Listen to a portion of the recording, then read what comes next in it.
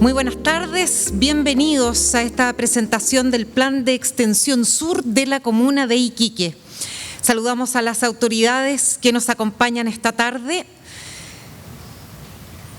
Sé que vienen en camino algunos, ya van a llegar. Por ahora saludamos al rector de la Universidad Arturo Prat, Alberto Martínez Quesada. Buenas tardes, rector. A la directora de carrera de Arquitectura, Carmen Valdivieso Vega. Saludamos también a representantes de las cooperativas y comités de vivienda que trabajan con la Oficina de Vivienda de la Municipalidad de Iquique. Saludamos al concejal también Sebastián Vergara. Buenas tardes, concejal. A la comunidad académica y estudiantil de la universidad, a la comunidad de arquitectos también que han venido esta tarde y por supuesto al alcalde de Iquique, don Mauricio Soria Maquiavelo, a quien vamos a invitar aquí al podio para que nos comparta unas palabras.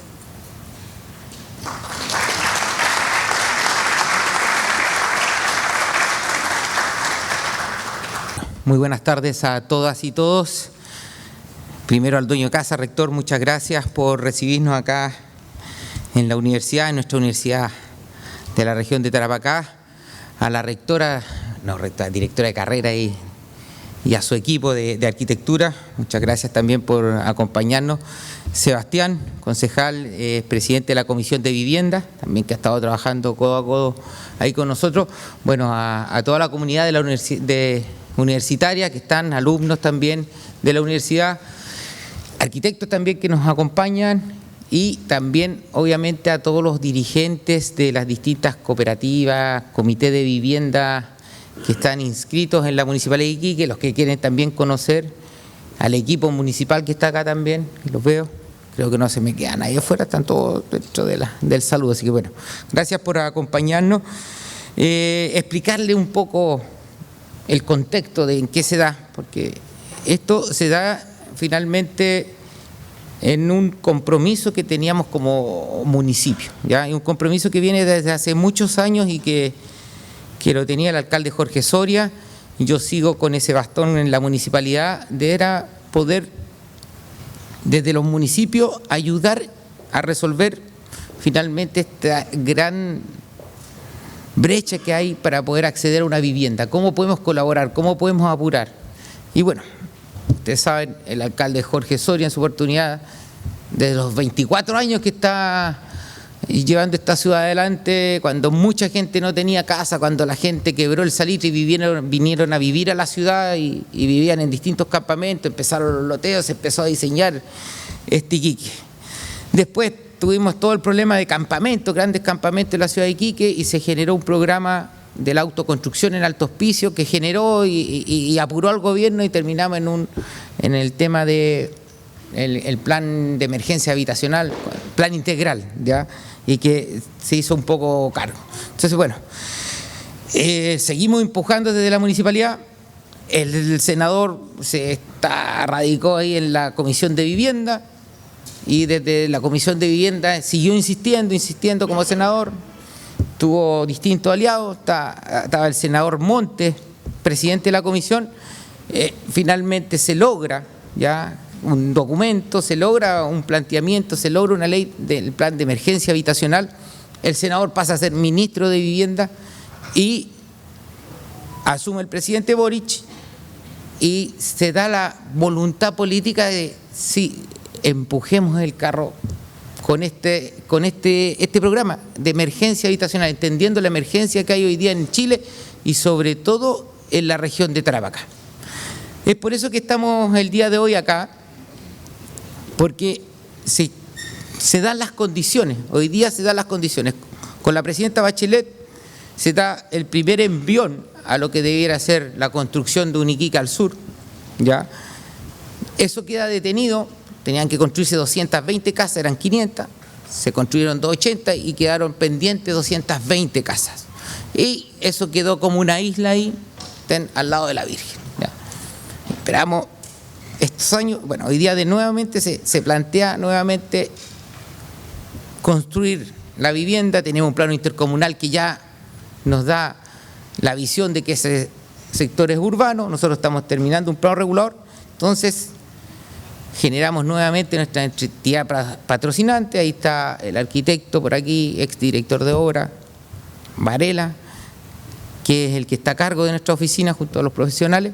Bueno, nuevamente empujemos el carro fuertemente, tenemos ahora además un instrumento, tenemos un ministro que estuvo como senador en esta misma ley, conoce el tema de la autoconstrucción. La autoconstrucción también está dentro, las cooperativas también, pero hay distintos modelos. Entonces, bueno, llegamos como municipalidad y dijimos, bueno, lo estamos haciendo nosotros, pero en Chile tenemos un arquitecto que es destacado a nivel mundial, premiado a nivel mundial, bueno, y tiene su equipo de trabajo con una experiencia asesora a gobiernos del mundo, y vamos a buscar esa expertise también que tenemos, la tenemos acá en Chile, como nos vamos a restar, vamos a golpear esa puerta y golpeamos, tenemos esto, tenemos esta idea, pero necesitamos contrastarla, estamos bien, estamos equivocados. Saludar al Seremi de Vivienda también, gracias.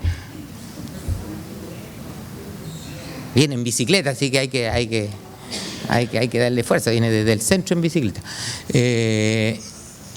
Entonces, bueno, está la posibilidad, fuimos a golpear las puertas, nos recibió, nos dijo, bueno, qué bien, qué bueno, ¿cómo le echamos para adelante? Tenemos el interés, y ahí nos pusimos de acuerdo, y eso es lo que hicimos, lo que hemos trabajado, lo que ha trabajado la oficina de arquitectura, podría quedar en las oficinas de la municipalidad, directamente con los equipos profesionales de la municipalidad, y nosotros seguir trabajando y podernos reunir con ustedes. Pero dentro de esto le pedimos, ¿ya? Algo que también estamos trabajando coordinado con el Ministerio de Vivienda, le pedimos, pero es bueno que la gente conozca de primera mano lo que estamos elaborando, porque él nos trae distintas propuestas que ahora nosotros tenemos que llevarlas, y esperamos seguir con el acompañamiento de qué es lo que podemos. Son distintas herramientas, porque el gobierno nos abrió un abanico de posibilidades, una caja de herramientas, ¿ya? Y queremos ver cómo, con toda esa caja, cómo podemos, ojalá, ocupar la mayoría y hacer los distintos pilotajes para nuestro país acá en Iquique, que desde aquí puedan generar en otras regiones también. Lo he conversado con se están haciendo distintos pilotos, pero bueno, aquí llegamos a esto. Entonces, bueno, alguien me preguntaba, ¿y dónde está el senador? Que es parte de la Comisión de Vivienda, que ha empujado mucho esto. Y bueno, hoy día tuvo que irse porque mañana tiene que estar a las 8 de la mañana, muy temprano en el Congreso, entonces no nos podía acompañar, pero vamos a tener más reuniones. Más que nada, para los comités de vivienda, que veo muchas personas que los quisimos esperar, es para que ustedes vean que hay un compromiso y que nosotros como municipalidad lo estamos llevando adelante. No está excepto de complejidades. Es un camino que estamos trazando, que estamos diseñando, que no es fácil. Ya, ahí estamos con el Ministerio cambiando algunas lógicas que se dan, y sobre todo en esta región, ya, donde estaba todo entregado a que finalmente un empresario privado juntara un comité de vivienda y los presentara la idea y comprar el terreno, presentara todo listo al Ministerio, la solución completa. Pero llevamos varios años en eso, y eso no resuelve el problema finalmente, porque cada día el problema es más grande. Entonces, lo que quisimos, y lo que siempre se ha planteado, bueno, abrir la mente a más posibilidades. No nos negamos a que se siga en lo que estamos. Y creo que están programados 5.000 viviendas, la reunión que tuvimos hoy día, bajo ese sistema, ¿no es cierto? Pero bueno, con esas 5.000 viviendas no resolvemos el problema. Entonces necesitamos abrir un poco ese abanico, y por eso está acá, está Alejandro, que nos acompaña, y que él va a contarles un poco en lo que estamos, ¿ya? Para que ustedes vean que hemos trabajado, no hemos descansado en nuestro compromiso, estamos muy apurados, queremos sacarlo adelante, pero es un poco para que tengan un poco de transparencia. Cuando sea transparencia, bueno, van a conocer, porque hay personas que dicen, no, esto no deben hacerlo ustedes, que no, que sí, que no, ustedes saben todo, que no, que sí, finalmente, pero bueno, aquí ustedes van a poder ver un trabajo que la Municipalidad de Iquique ha concertado, ya con Alejandro y su equipo, que está acá y que lo acompaña, para poder asesorar a la municipalidad y abrir un poco la mente, porque ellos andan en el mundo haciendo proyectos. Entonces, tienen esa visión. Cuando hay una visión que uno la toma en el mundo, recorriendo, conversando, viendo, son cosas que a veces son difíciles de traer. Claro, las podemos ver, pero que alguien te las pueda explicar, las pueda diseñar, las pueda compartir, las podamos discutir para buscar cómo hacemos una ciudad amigable, la ciudad de los cuidados, una ciudad ya de estos tiempos. ¿Ya? No podemos limitarnos a hacer casas y solamente vivienda y la gente se vaya a vivir, esto sea habitacional. No, queremos desarrollar ciudad, ¿ya? Y por eso lo hemos invitado. No voy a hablar más porque aquí el que tiene que hablar es Alejandro, así que bueno, agradecer a todos por su presencia. Espero que les sirva a muchos, a los que están estudiando, también están los alumnos, los que están estudiando, que les sirve. También queremos compartir, igual que cuando traemos personas que puedan ser importantes, ¿ya? Para la ciudad la queremos compartir, no queremos que quede en el círculo cerrado de la municipalidad y nosotros no. Queremos que ese conocimiento pueda ser público y compartirlos también con las personas que estén interesadas. Y los que están aquí, obviamente, están interesados. Así que, bueno, esa es parte de nuestra misión. Así que muchas gracias a todas y todos. Rector, nuevamente ahí por prestarnos este recinto que, sobre todo, es de educación, y esto finalmente es parte de que todos podamos abrir nuestra mente, los que están estudiando, los que están aspirando a una vivienda, los que estamos encargados de desarrollar esa vivienda. Bueno, muchas gracias a todos y todas. Alejandro, los dejo con él para... Muchas gracias, alcalde, por la explicación, que nunca está de más seguir reforzando y aclarando estos temas, ¿no?, de cómo funciona. Saludamos a las personas que se han ido incorporando a esta presentación. Seremi de Vivienda y Urbanismo, don Diego Rebolledo Flores, bienvenido, muchas gracias. Y veo que se incorporó también la directora de vinculación de la Universidad Arturo Prat, señorita de la Facultad de Arquitectura e Ingeniería, ¿no? Sí, eso es. ¿Cómo? Y el decano. Bienvenido, muchas gracias por acompañarnos y gracias por ser también anfitriones esta tarde. Bueno, a continuación dejaremos con ustedes al arquitecto Alejandro Aravena, de la Oficina Elemental y Premio Pritzker 2016, a quien la ilustre Municipalidad de Iquique le ha encargado realizar una propuesta conceptual de la proyección sur de la comuna de Iquique, ubicada en el sector Faro Punta Gruesa, Palo Buque. Lo que todos estamos esperando, por supuesto, escuchar las palabras de Alejandro Aravena. Bienvenido, buenas tardes. Hola, muy buenas tardes. Mi nombre es Alejandro Aravena, soy arquitecto, soy parte de un grupo de profesionales. Está acá también Gonzalo Arteaga, Víctor Odó y Mara Cruz, que venimos de la oficina de Santiago. Hoy día estuvimos entre las 12 y las 3 de la tarde haciendo la devolución en la municipalidad de este trabajo que lleva ya varios meses. Fue una reunión bastante técnica, pero que es lo mínimo, y eso que la acortamos.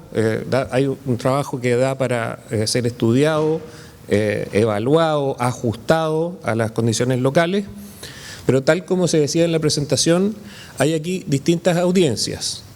Veo, y no los conocemos personalmente, pero ya tendremos oportunidad, en la medida que sigamos trabajando, representantes y dirigentes de comités de vivienda y de cooperativas, pero está también el mundo académico de profesionales. Una ciudad no la hacen solo los técnicos, los profesionales, ni siquiera los políticos, requiere de un conjunto transversal de conocimientos, no solamente de alguien que es un usuario, que aprueba o reprueba, que recibe, sino que transmite cuál es la pregunta que hay que contestar. Hay conocimiento popular que una pregunta compleja necesita, y hay otro conocimiento que puede ser profesional, político, administrativo, financiero, de distinta naturaleza. Una ciudad requiere de esta convergencia de conocimiento, y la universidad es el lugar natural donde estas distintas audiencias esperamos que podamos compartir ese conocimiento. En esa línea, a diferencia de la presentación de hoy día en la mañana, donde era eminentemente técnica, y si bien ahí dice diseño conceptual, claro, a veces uno con la palabra conceptual es para sacarse el pillo que hace una cosa que no aterriza nunca en la práctica. y sin embargo la presentación a nosotros nos parecía empezar a vincularla inmediatamente con programas específicos del Ministerio para saber cuál es la fuente de financiamiento, si cumple cuadro normativo, la experiencia de proyectos que nosotros hemos construido y por lo tanto que sabemos que funcionan, que entran en presupuesto, que entran en plazo, en normativa, etcétera. Pero la de ahora en la tarde nos pareció, y quizás lo podemos ir ajustando, si es que hacer una pequeña introducción de otros proyectos que nosotros estamos haciendo. Quizás esa primera parte está más orientada a la comunidad académica, pero no es solo por una cuestión de audiencia, sino que hay una cuestión bastante de fondo. Nosotros como arquitectos llegamos al punto 5, que es lo de la vivienda social o la ciudad, que debe ser por lejos la pregunta más difícil de todas. No podríamos llegar a esa pregunta si no nos hubiéramos entrenado en la quizás dimensión más convencional del arquitecto, que tiene que hacer diseños, tiene que hacer edificios, y todo lo que aprendemos de eso finalmente es información necesaria para llevarlo a lo de la vivienda. Por lo tanto, a los representantes de comités de vivienda, solo para que sepan que mucha de esta información es la que nosotros estamos trayendo para ir a destilarla casi en un proyecto de vivienda, a veces muy preciso, muy ajustado, sin embargo requiere no haberse quedado corto, habría que haber sabido que en el mundo qué se está discutiendo en distintas materias para poder finalmente llevarlo a vivienda. Entonces, haré una presentación muy escueta, no vamos a explicar el problema de cada proyecto, pero sí para que se den una idea de cuántas cosas estamos tratando de respirar, por decir así, y que nos parece pertinente, no todas las que hacemos, pero las que son pertinentes, aplicarlas a este estudio, esta propuesta para la extensión sur de Iquique.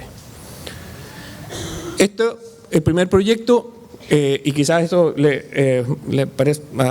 queda más cercano a la comunidad académica, es un banco en Suiza. Acabamos de ganar el concurso recién, era una torre existente, y esto es cosa bien nerd, técnica de arquitectos, pero ese listado de arquitectos que está ahí se ve poco en la presentación, pero yo a los arquitectos les voy a nombrar algunos: Sir David Chipperfield, Dominique Perrault, Norman Foster, Herzog de Meuron, Kengo Kuma, Big. Esto es como una especie de final de 100 metros planos en la Olimpiada. Y desde Chile, con una oficina que somos 14 personas, pudimos, probablemente porque uno aprendió a sacarle leche a las piedras, haciendo uso estricto y riguroso de recursos escasos, incluso en un banco en Suiza, terminamos ganando ese concurso, cosa que para nosotros nos enorgullece enormemente.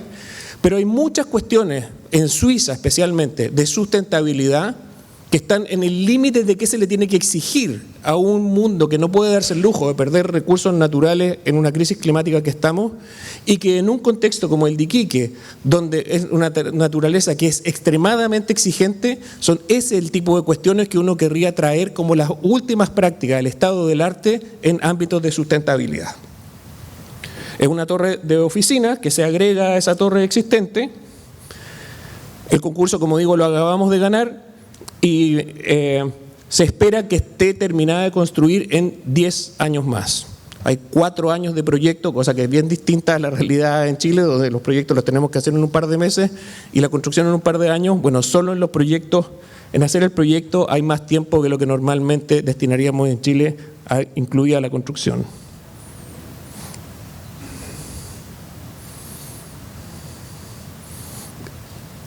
El tema de los espacios donde la gente se reúne, incluso en los lugares de trabajo, es una cuestión fundamental. Para qué decir que en vivienda, ¿dónde nos vamos a encontrar? Que probablemente sea la pregunta más acuciante que tenemos como sociedad en Chile.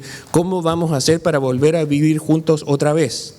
Este tipo de cuestiones parece ser un conocimiento muy relevante de traer. Un segundo proyecto que quería mostrar es un concurso que ganamos ya el año 2017, para un museo en Qatar. Y probablemente, quizás por la Copa del Mundo, se conozca un poco más de Doha. Esta es la transformación del antiguo puerto, y algo en común tiene con Iquique, la condición de ser una ciudad portuaria, para hacer este museo que ya tiene otro conjunto de museos, el Frente Marítimo de Doha en Qatar. Y esto creo que es relevante para el caso de Iquique. Yo creo, uno siempre, bueno, no siempre, pero tampoco es que ganemos todos los concursos, perdemos bastantes concursos también. pero hay veces donde uno cree haber identificado por qué ganó. Y yo creo que lo ganamos cuando al jurado le hicimos una pregunta que nos estábamos haciendo a nosotros mismos. Esto que ustedes están pidiendo que concursemos, ¿es un edificio grande o una pequeña ciudad? Y era ambas. Comparamos el tamaño del proyecto con otras instituciones como la Tate en Londres o la Bienal de Venecia o proyectos en Alemania que han transformado antiguas estructuras industriales en infraestructura cultural para saber el tamaño, y más de la mitad de esos proyectos en verdad era ciudad. Y cuando uno hace ciudad, la lógica es totalmente distinta a la de hacer un edificio. Y lo que tenemos como mandato en la extensión sur no es una acumulación de casas, no es un conjunto de edificaciones, es una ciudad. Y esas son las lógicas que a nosotros nos interesa traer al proyecto. Solo algunas imágenes. De nuevo, este es un proyecto que tomará muchísimo tiempo porque las ciudades toman tiempo. También aquí pasaba que era un concurso que tuvo, no sé, 500 participantes y se fue haciendo cada vez el filtro a 25, a 8, a 2 y finalmente el año 2017 terminamos ganando el concurso, transformando los antiguos silos en este museo. No partíamos de la nada y esta era la preexistencia, que tiene energía embebida que uno no querría desperdiciar, pero hay muchas lecciones de la arquitectura antigua y básicamente aquí de nuevo el desierto, mucho más extremo acá, 50 grados en verano. Nos interesaba domesticar el medio ambiente. ¿Cómo por medios pasivos podíamos nosotros conseguir espacios públicos que fueran agradables antes de tener que meterle máquinas o aire acondicionado, que en Qatar lo pueden pagar? Pero no sería el punto en el contexto climático que estamos viviendo. ¿Cómo podemos crear sombras sin poner techo? Por ejemplo, era una de las preguntas que nos hacíamos. Y tomamos los silos y los ocupamos para crear esta especie de gigantesco bosque de columnas y que es el museo. A la derecha, la imagen del museo compuesto por estos silos como si fuera un bosque, y al lado izquierdo esta ciudad. Estamos hablando de un pedazo que tiene 200 por 400 metros de esta pequeña ciudad creativa, si se quiere. La vida de noche es muy significativa por el clima, o sea que es un proyecto que funciona muchas veces más de noche que de día, por eso que muchas de las imágenes están ambientadas de noche. Entonces se espera que en el futuro se sume a otros, allá el Museo de Pei, de Arte Islámico, el de acá es de Jean Nouvel, inaugurado hace poco, y la transformación de ese antiguo puerto que tiene esta posición predominante, muy, muy notable frente al mar, para pasar de ser infraestructura industrial a ser infraestructura cultural. Y solo voy a pasar rápido por algunas imágenes para que se den una idea, no entrar en demasiado detalle.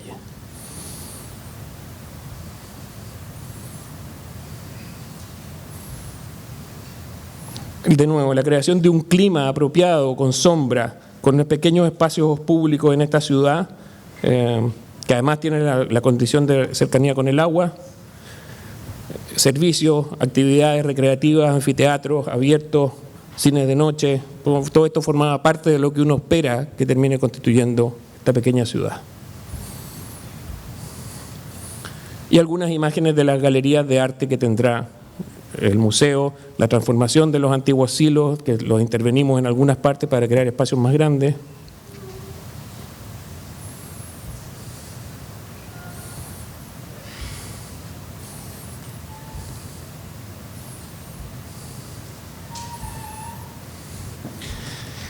El tercer proyecto que está en construcción, estamos cercanos a terminarlo, es la sede principal de una compañía en Lisboa, en Portugal, que se llama Energía de Portugal. Y aquí hay varias lecciones, tanto de espacio público como de sustentabilidad, que nos interesaba poder hacer transitar, parecía pertinente hacerlas transitar hacia el proyecto de acá. La primera, y quizás se van a acordar después para cuando en la extensión sur mostremos una idea primaria para un hospital, para el Banco de Piel, que está cerca de la autopista. Los portugueses dijeron, tenemos el río acá al frente, una topografía, de nuevo una ladera, no demasiado distinto a la extensión sur de Iquique. Cualquier edificio que uno se construya, idealmente no debiera bloquear nunca la vista hacia el mar. Por lo tanto, todos los edificios se ponen alineados para que dejen pasar siempre la vista desde el fondo hacia el frente y que nadie se pierda lo más importante de todo, que es el horizonte. Por lo tanto, hay que respetar lo que uno construya, aunque tenga muchos más metros cuadrados, tiene que respetar eso, y eso parecía algo deseable de traer acá para cuidar una de las cosas más potentes que uno mirándolo desde afuera ve, que es la naturaleza y la geografía. Entonces, las estrategias son estos volúmenes que van en una única dirección. Hay un croquis primero, como uno siempre parte como arquitecto, después lo lleva a otras herramientas de representación, que sirven para testear si al cliente le gusta, lo mismo que estamos haciendo acá. Y esto del estado, esto debe tener unos 2 meses, ya estamos cerca de terminar la obra gruesa. Lo mismo, uno parte con estas ideas preliminares como de croquis, lo lleva luego a renders, o estas representaciones gráficas en computador. Esto todavía es computador. Y luego la construcción en el estado actual.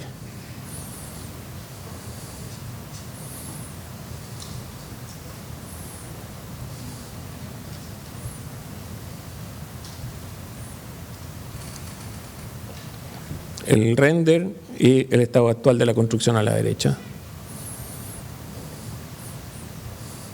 Y básicamente el punto, este es un edificio privado, sin embargo nos parecía que todo el corazón del edificio tenía que ser devuelto a la ciudad y entregado como una plaza pública, donde ni siquiera está la entrada del edificio. No es que el edificio le presta un rato a la ciudad una plaza que es por la donde ellos mismos entran. Entran por otro lado. El edificio le entrega a la ciudad una plaza porque en ese pedazo de Lisboa, que es muy central, hay poco espacio público. Entonces parece del tipo de operaciones que un proyecto puede proponer como arquitecto, y que en este caso estaban todos alineados para que se hiciera efectivamente eso. Y el punto más importante es que en esta plaza al centro está esta especie de volumen cuyo objetivo, que era el sentido del plan maestro, era que uno pudiera volver a mirar el río. O sea, esos edificios que están ahí se pusieron en esa dirección para no bloquear la vista al río, pero en la práctica a nivel de peatón uno nunca lo podía ver, a menos que uno se levantara. Entonces, la plaza le hicimos esta especie de inflexión, midiendo a qué altura teníamos que llegar con ese elemento para que se pudiera volver a ver el río. Se alcanza a ver aquí, hicimos este elemento que se va elevando, y cuando uno llega al final, en una condición pública, puede volver a recuperar esa relación con el río. Entra uno a esto y al final vuelve a tener esa vista que había estado por años bloqueada. Finalmente, y entramos ya en materia, este es un proyecto bien reciente en el sentido de que está a puertas de ser terminado, que es la construcción del Teatro Municipal de Constitución, que forma parte del programa de reconstrucción post-terremoto y tsunami desde el 2010. Nosotros trabajamos en la reconstrucción de Constitución, donde, muy corto, pero solo para recordarles, en el caso de Constitución, las olas que venían, la destrucción por terremoto, como ocurre en general en Chile, tiende a ser no solo baja, sino que a tener, las víctimas son pocas asociadas al terremoto. Chile tiene una normativa antisísmica que es muy notable en el mundo. Sin embargo, lo nuevo, entre comillas, es que no sabemos responder también al tsunami que eventualmente viene asociado al terremoto. En el caso de Constitución, las olas venían desde el Pacífico con 12 metros de altura. Cuando entraron por el río y tenía esta isla llena de árboles, la isla Orrego, esas olas disminuyeron su altura a la mitad, 6 metros. Aún así, la mayoría de los muertos, murieron 100 personas en la isla Orrego, es porque frente a esto sabemos menos cómo responder. A un sismo se responde a escala de edificio, pero un tsunami hay que responder a escala de ciudad. Y esos son del tipo de cuestiones que requieren una coordinación de otra escala. En el caso de Constitución, nuestra propuesta fue frente a amenazas geográficas, respuestas geográficas. Uno no saca nada con tratar de resistir la fuerza de un tsunami, es demasiado grande para siquiera proponérselo. Japón, el 2011, demostró que hasta la infraestructura más cara y sofisticada es incapaz de resistir la fuerza de empuje de una ola. Por lo tanto, lo que uno podría sí aspirar es no a resistir, sino a disipar la energía de un tsunami. Y los árboles introducen caos en las olas y disipan esa energía con la barrera de árboles natural que estaba ahí. Se sabe teóricamente, pero ocurrió empíricamente también ahí. Disminuyeron esa energía a la mitad, con otra barrera de árboles, que es el parque de mitigación que está allá en el borde. Esperamos reducirla todavía más a 3, y cuando uno está en el orden de 3 metros de ola, es algo que ya uno podría manejar. Ni 6 ni 12 se pueden manejar, es demasiado grande, pero 3 ya está en un rango. Pero con ese nivel de destrucción uno se puede preguntar qué otras cosas podría uno cambiar que en circunstancias normales ni siquiera se las podría preguntar. Y entonces, para identificar eso, la plaza principal de Constitución que aparece ahí, que aquí aparece un detalle, el plan de reconstrucción tenía, entre otras cosas, mitigación de tsunami, edificios públicos, vivienda. Era un plan muy ambicioso que tuvimos que ejecutar en 100 días. Y esta premura por ejecutar, que después hemos tomado hasta hoy para seguir reconstruyendo, y ese quizás uno de los grandes desafíos, y lo conversábamos con el Ceremi, los tiempos de las ciudades son mucho mayores a los tiempos políticos. Una ciudad hace cambios significativos en torno a una década, y en una década a nosotros nos ha tocado en Constitución 3 alcaldes, 4 presidentes, varios gobernadores. ¿Cómo mantiene uno la continuidad de esa idea que puede haber hecho el día 1? Bueno, la clave está en la participación, porque los únicos que hoy, si uno va a los comités o a la gente que ha participado de ese, que estaban sentados en la mesa del 2010, las únicas caras que se vuelven a repetir son las de los dirigentes. Y eso finalmente termina siendo una garantía de continuidad para una idea que, de lo contrario, corre el riesgo de que todos los años la empiecen de nuevo. Y entonces nunca llega a una cuestión que tiene que tener una cierta escala. Entonces, el proceso de participación para nosotros es, primero, identificar bien cuál es la pregunta. Ese sería el rol que uno por el que quiere invitar a las personas, para evitar contestar bien la pregunta equivocada. Pregunta primero. Luego, tratar de identificar prioridades. ¿Qué hacemos primero? ¿Dónde está lo más urgente? ¿Qué hacemos después? Tercero, ¿cómo hacemos converger sabiduría? Porque la gente sabe cosas que nosotros no podemos, que quizás no sabemos. Nosotros sabemos otras cosas, pero esa convergencia de conocimiento importa. Y cuarto, porque se le puede dar continuidad. Y si estamos pensando el sur de Iquique, un pedazo de ciudad que va a tomar cierto tiempo, el rol de quienes hayan estado sentados a la mesa ese día que uno empezó a pensarlo, que probablemente sean los únicos que se vuelvan a repetir en la próxima década. Esperamos que el alcalde siga dándole continuidad al plan, pero el rol de la sociedad organizada, entre otras cosas, tiene esta cuádruple dimensión. Entonces nosotros en la Plaza de Constitución construimos físicamente un lugar donde se tenían las discusiones en cabildos y en foros, en la lógica no solo de la transparencia, sino de poder identificar por dónde tenemos que avanzar. Entonces aquí en la Plaza de Constitución, en la central, está el Centro Cultural, aparece allá abajo, al medio del centro, está el teatro, que es lo último que estamos a punto de terminar. Este es el teatro, las primeras ideas, los primeros bosquejos. Y este es el estado hace unas 3 o 4 semanas atrás. Obviamente es un proyecto en madera, tenía que darle salida a una región forestal, pero que curiosamente usa la madera como celulosa, no como material de construcción, teniendo una huella de carbono baja y siendo un material antisísmico privilegiado. Y sin embargo, rara vez los edificios públicos en Chile se hacen en madera. Bueno, toma un tiempo, hoy en día casi, o sea, el tema de la huella de carbono es fundamental y la madera está ahí, para ser utilizada, además de su calidad plástica, estética, incluso emocional, uno diría, es un recurso que finalmente termina agregando valor, una imagen del interior y el estado actual de la construcción. Dicho eso, entonces entramos al área sur. Bueno, nosotros no habíamos puesto este video, no habíamos reparado en que fue aquí mismo. Por lo tanto, creo que se le puede cobrar la palabra, dado que fue a la salida de aquí mismo.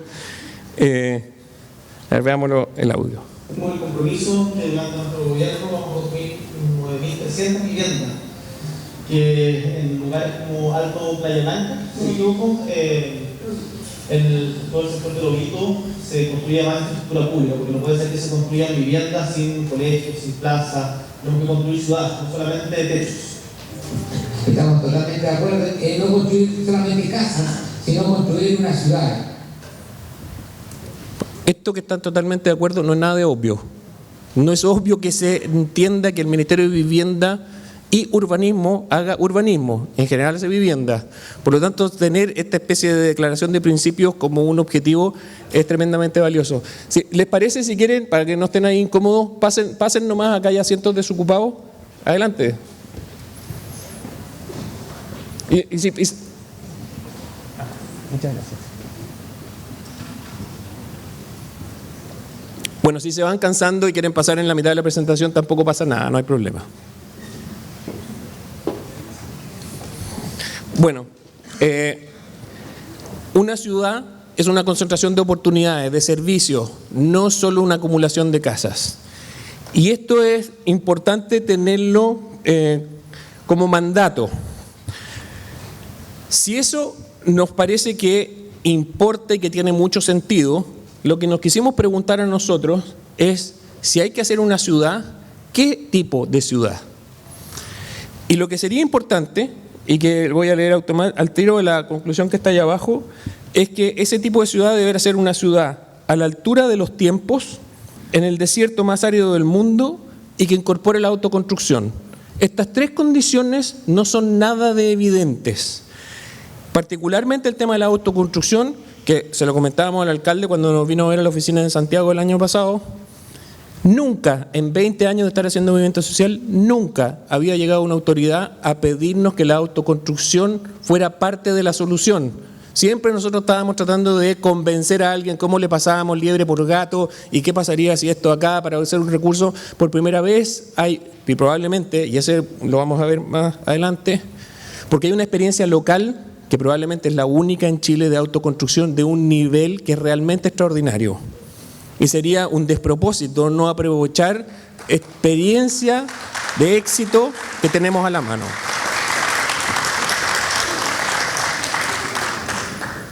Lo importante, nos parecía a nosotros, era que no nos quedáramos cortos en otras dimensiones de ciudad que se puedan estar discutiendo en este momento en el mundo.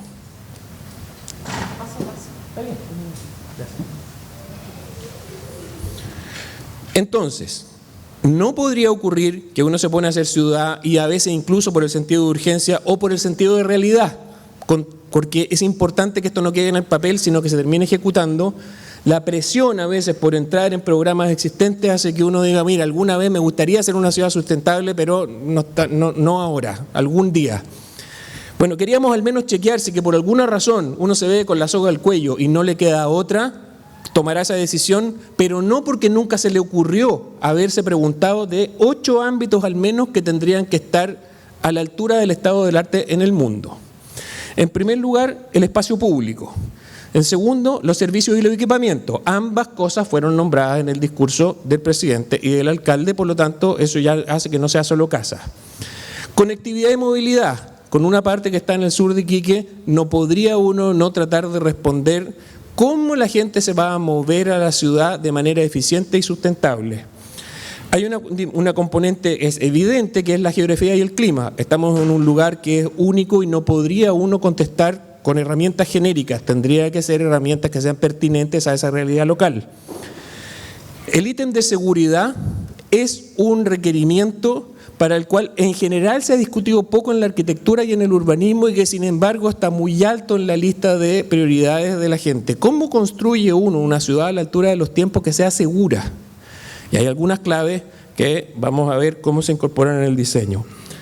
Las fuentes de energía, ciertamente a esta altura de los tiempos una ciudad tiene que pensar cuál es su fuente energética, cómo se hace el manejo de residuos, cómo el carácter de esta ciudad de la altura de los tiempos es capaz de acoger los temas de inclusión y diversidad.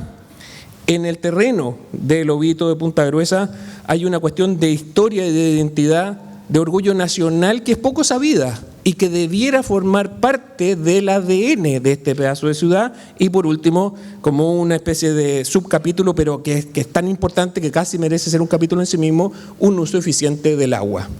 Con estas dimensiones al menos uno tendría que tratar de estar pensando esta ciudad a la altura de los tiempos, en el desierto más árido del mundo, que incorpore la autoconstrucción. A ver, esto es medio técnico, pero yo creo que vale la pena saberlo. Porque, y lo voy a plantear quizás de otra manera, Cuando uno le pone todas esas dimensiones a la ciudad, dice, bueno, buena suerte, a ver cómo lo hacen para pagarlo en un país como Chile. A lo mejor Suecia se puede dar el lujo de hacer algo así, o Finlandia, pero Chile, que todavía no ha llegado a ese nivel de desarrollo, vamos a tener que seguir poniéndonos a la fila. Eso es cierto si es que uno sigue la manera convencional como en el mundo se entiende la relación entre desarrollo y buena ciudad. Y eso normalmente es un país primero se hace rico y una vez que es rico, entonces construye una buena ciudad. En Quito, el año 2016, tuvo lugar UN Habitat 3. UN Habitat es una reunión que cada 20 años tiene lugar, organizado por Naciones Unidas, que fija la agenda urbana del planeta. Ocurrió el 76, el 96 y el 2016 fue la tercera sesión en Quito.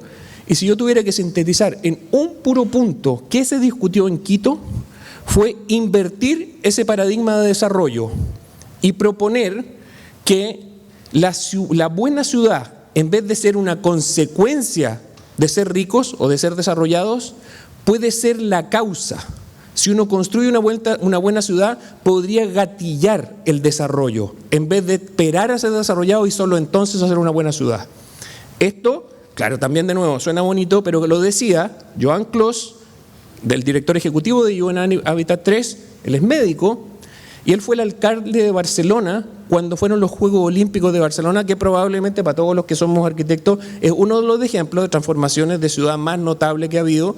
Bueno, Joan Clos era el que decía, quiero convencer a los alcaldes del mundo de invertir el paradigma. Y para que una buena ciudad sea la causa y no la consecuencia del desarrollo, tienen que pasar tres cosas: Estado de Derecho, un financiamiento compartido y un buen diseño. Después podemos discutir, esto está publicado en la Escuela de Negocios de Londres, en la London School of Economics, pero por buen diseño, entre otras cosas, hay dos atributos que son importantes: que la proporción entre lo público y lo privado sea cercana a 1 a 1, es decir, que por cada metro de espacio privado desarrollable hay 1 metro cuadrado de espacio público. Y esto que parece, sí, o sea, no sabe si es mucho, si es poco, cuando uno mira un asentamiento informal, esa proporción cae a menos de 1 a 10. Por cada metro cuadrado de espacio público hay 10 metros cuadrados privados. Y eso en el fondo es hacinamiento urbano. Una ciudad que tiene una proporción cercana al 1 a 1 es Manhattan, por ejemplo. Con edificios altísimos, y uno dice, pero ¿cómo? Con toda esta cantidad de gente viviendo. Y sin embargo, el tamaño de los parques, los anchos de las calles, las costaneras, las plazas, todas sumadas, tienen una proporción entre lo público y lo privado cercana al 1 a 1. Esto es relevante porque uno, lo vamos a ver después, uno de los atributos de por qué autoconstrucción en altos pisos es tan bueno es por el estándar de la urbanización.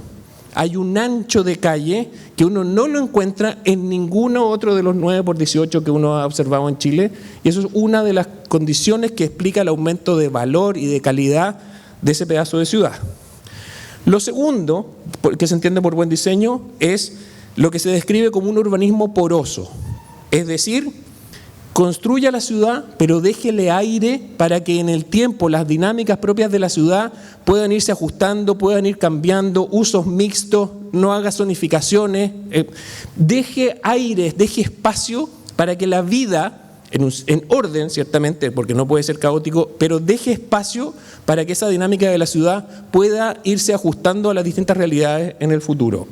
Y eso es consistente con la autoconstrucción.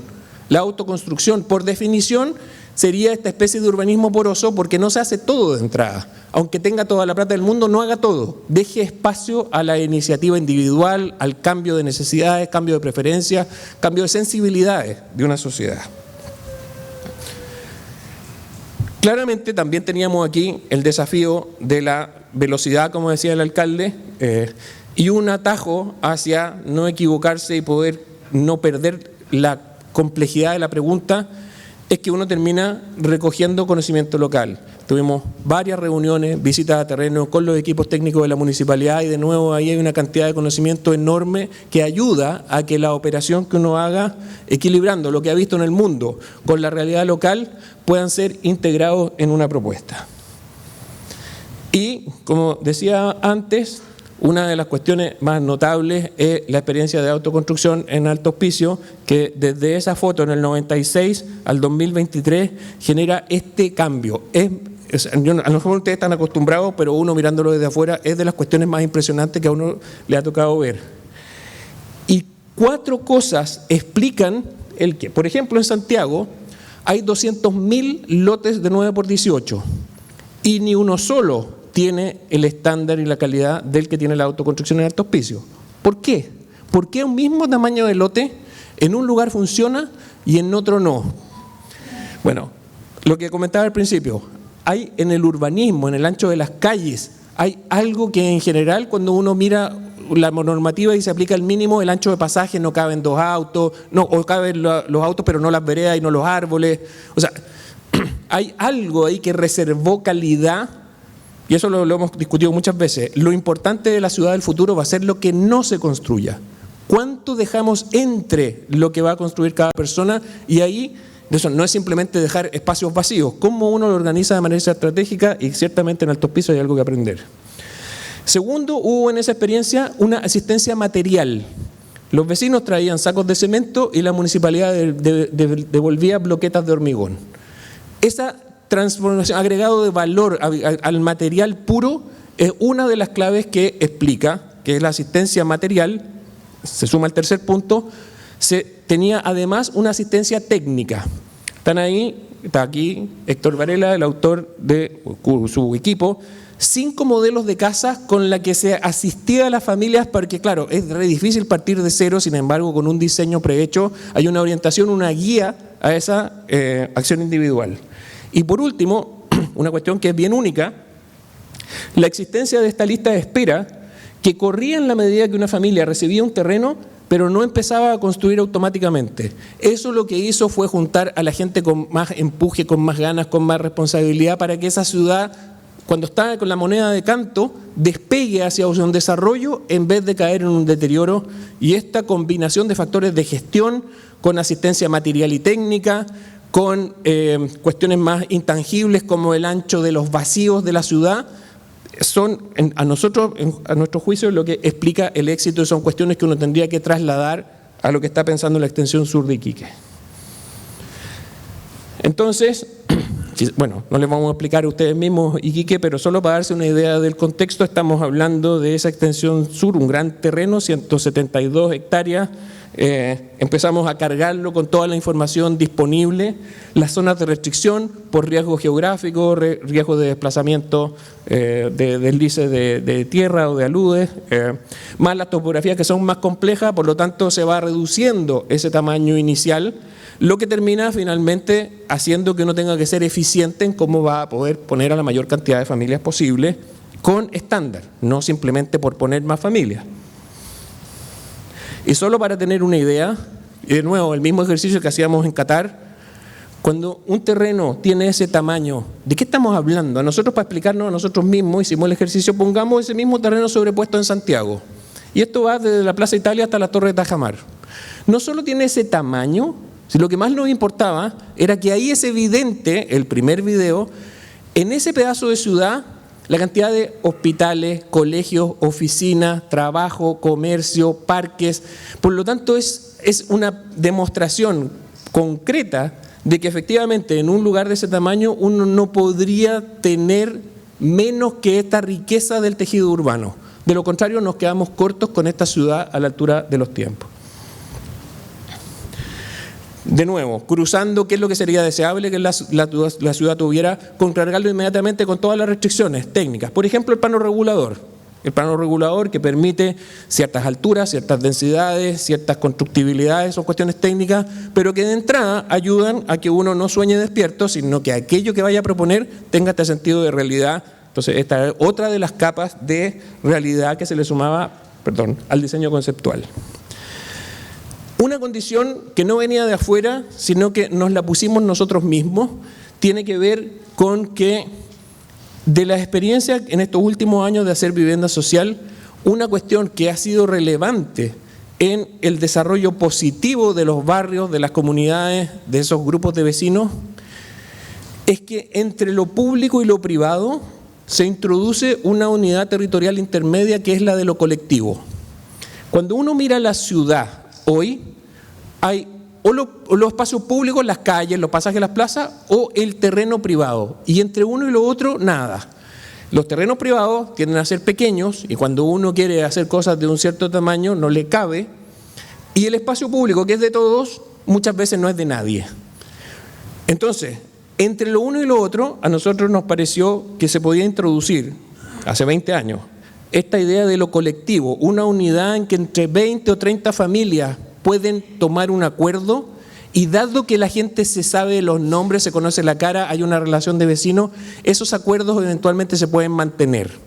Solo voy a indicar acá para que se entienda lo que estoy diciendo, aunque quede sin micrófono, pero no se escucha.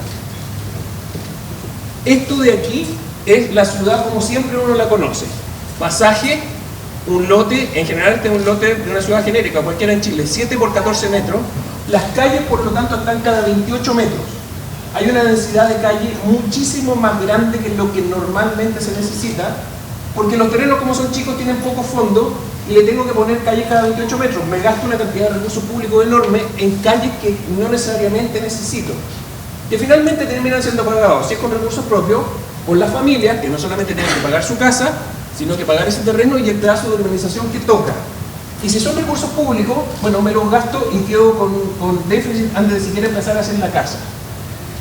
Con la misma densidad, es decir, con la misma cantidad de familias, nosotros construimos estas especies de condominios de 20 o 30 familias con un puro acceso, donde por lo tanto hay un control de ese grupo de familias y entre otras cosas, si se fijan allá abajo, ¿qué ocurre en esos patios colectivos, en esos condominios de esta unidad territorial intermedia?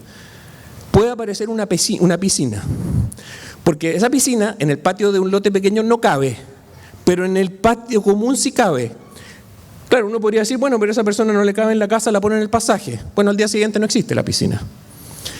Y esa unidad territorial intermedia permite arborización, que de lo contrario quizás una municipalidad con pocos recursos no puede mantener, o es vandalizada, juegos infantiles, decidirse cómo se estacionan los autos, y esa decisión que se tome por ese grupo de familias, y de ahí que la organización social es tan relevante, porque genera las reglas del juego de esa unidad territorial intermedia, y que no son todos, son gente que puede establecer un vínculo. Y eso está estudiado antropológica y sociológicamente, es un tamaño que no es cualquiera. Está en un umbral superior en torno a los 20 o 30 familias. Entonces, en cada proyecto que nosotros hemos hecho, desde el norte, en Choapa, al sur, Curanilahue, Yungay, Villa en Constitución, en Villaverde, en todos, aunque los diseños de las viviendas cambian, en todos hay esta unidad de espacio colectivo entre lo público y lo privado. Por lo tanto, todos los ejercicios de cabida que hicimos en la extensión sur introducen esta unidad territorial del espacio colectivo entre las calles y los lotes de las casas. A veces con unidades que tienen, esto en Rancagua, por ejemplo, pagando suelos caros. De nuevo, existen los juegos, probablemente la municipalidad paga los juegos, pero mantenerlos y cuidarlos y hacerse responsable ya tiene una unidad territorial. ¿Para qué decir las consecuencias que esto tiene sobre seguridad? Hay una mayor capacidad de resistir al narco o a la delincuencia cuando es un grupo de familias las que tiene que hacer fuerza y no simplemente ir a pelearle al que está en la esquina de uno a uno. Y esto aprobado en la práctica, en barrios duros que hemos, cuando digo duro, Barnechea, en Santiago, probablemente el barrio más caro de Santiago, pero que tiene en Puente Nuevo, en Juan Pablo II, una población muy complicada. La introducción de este espacio colectivo intermedio ha ayudado a que la organización social sea una de las maneras, que tenga una traducción al lugar, sea una de las maneras de poder hacer frente al tema de la seguridad. Y por último, como atributo distintivo, que forma parte del encargo, este tema de la autoconstrucción, que tiene una historia larga, sobre todo en Latinoamérica y también en Chile, probablemente en Perú en los años 60, John Turner o Previ Lima, los arquitectos que trabajaron en eso a fines de los 60 o en los años 70, en la operación Tiza o la operación Sitio, hay ahí un antecedente de, primero, el trazado. ¿Qué es lo que cuesta esa ciudad? La tiza. Cuesta el suelo, pero la tiza. Que en el fondo es el primer punto de Clause UN Habitat 3, el Estado de Derecho. Cuando uno con tiza traza un lote, se sabe automáticamente qué es de quién. Eso de garantía del Estado de Derecho es una condición fundamental que en un asentamiento informal no existe. Pero lo otro es la conexión a servicios básicos, urbanizaciones, y nosotros nos interesaba entonces cómo poder hacer en la autoconstrucción la versión 2.0, 20 o 30 años después de la experiencia de Alto Hospicio o incluso las de otras de autoconstrucción en Latinoamérica. Si en 1998 se entregaba una asistencia material y una asistencia técnica, a esta altura de los tiempos nos parece que uno podría entregar una asistencia estructural y no solo material. Una unidad que sea el muro medianero, antisísmico, cortafuego, que no transmita ruido, sobre lo cual además una familia pueda hacer sus ampliaciones, y eso está calculado por un ingeniero que en Chile, que tiene una condición sísmica compleja, no es que uno llegue y lo hace intuitivamente, requiere un conocimiento técnico muy específico, y en Chile lo hacemos muy bien. Y uno querría que eso fuera el piso sobre el que una familia luego pueda hacer sus adiciones, que si no son estructurales, en verdad, claro, la discusión puede ser si la calidad material o estética, pero la seguridad está garantizada, las vidas se salvan. Entonces, pasar de asistencia material a asistencia estructural, y la asistencia técnica la ampliamos de estos 5 diseños de casa, como decía el alcalde, a una caja de herramientas más grande, 12 tipologías de vivienda, porque hay una demanda que es muy diversa, que es muy compleja, y la idea era responder a un espectro más amplio de necesidades, de preferencias y de fuentes de financiamiento. Conceptualmente la idea es esta, y lo conversábamos de nuevo en la reunión de mediodía. En ciudad, el recurso más escaso no es la plata, es la coordinación.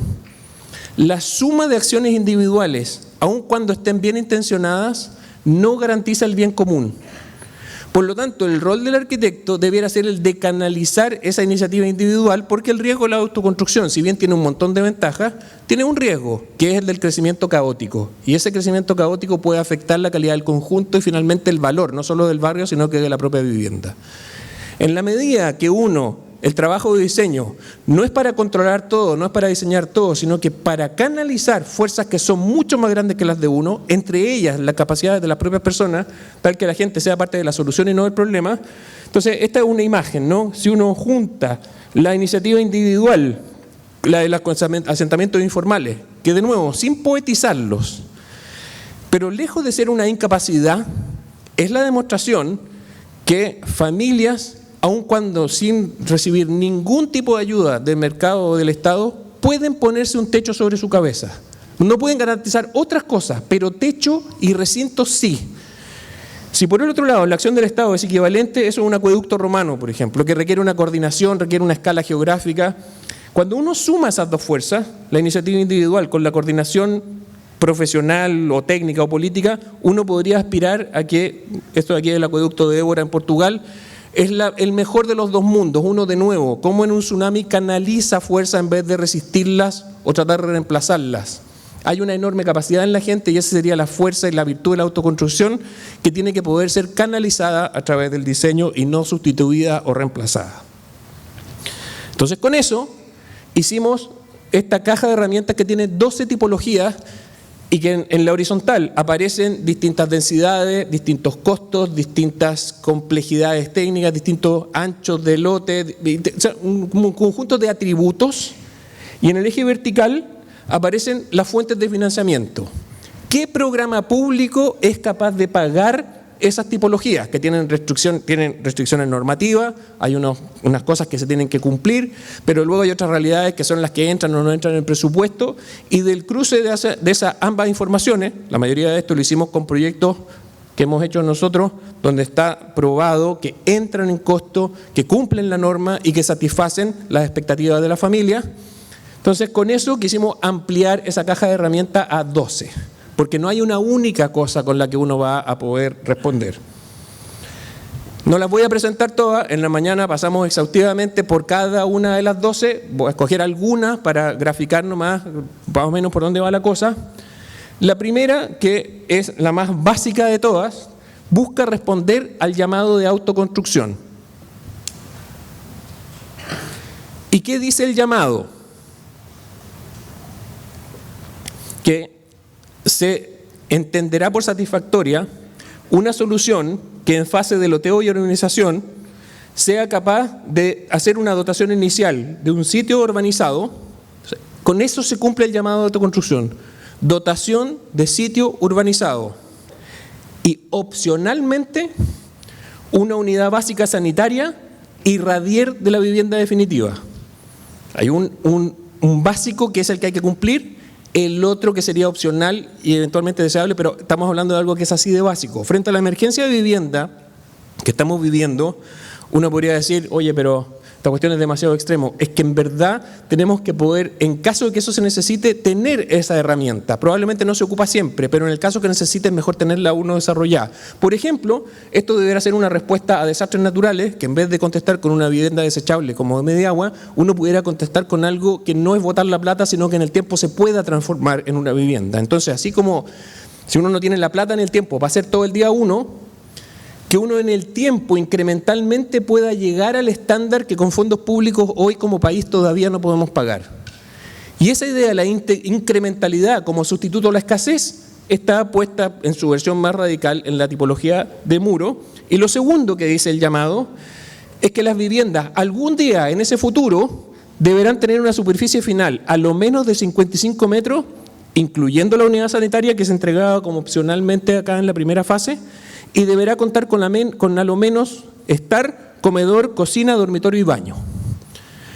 Eso que es la letra, ¿cómo lo tradujimos a diseño? Entonces, lo que tomamos aquí fue las tipologías que nos han resultado mejor, que de hecho, si ustedes entran a la página web de Elemental, www.elementalchile.cl, están disponibles para ser descargadas gratis con los planos en AutoCAD, y que son básicamente con esta tipología de terrenos de 4,5 con un núcleo de servicios contra el medianero que es antifuego, antisísmico, puede llegar a eso y a más. Son los proyectos de Renca, de Barnechea, de Antofagasta.